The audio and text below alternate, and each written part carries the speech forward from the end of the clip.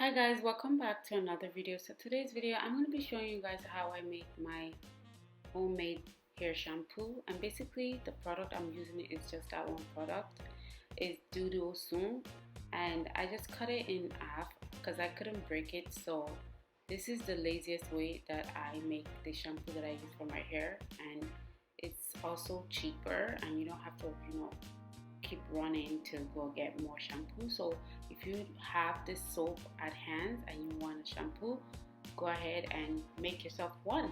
So basically, as you can see, I am cutting it with scissors because yeah, I'm just lazy like that, and I'm just trying to get a little bit of the chunks out.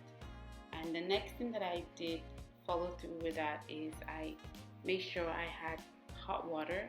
I couldn't break it, so I had to just crumble it as best as I can, and I just follow through with hot water. So that's what I'm showing you guys there.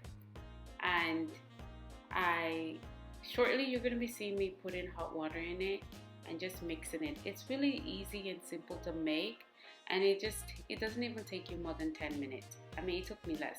So anyways, I poured in a cap full of the castor oil. I'm trying it out. I've never used castor oil in it, but the previous one that I made. But with this one, I put in castor oil and coconut oil, but I put a little bit, and then I also put in aloe vera. Yeah, I put in aloe vera, and this is just a new technique or whatever. I'm just experimenting. So yeah, this is how you do a quick homemade shampoo, and this will last me. I made like 2-bottle batch, and that's it. So if you try this and it worked for you, let me know in the comment section. And if you're new to this channel, please don't forget to subscribe so you can see more natural hair content from me. Thanks so much. Take care.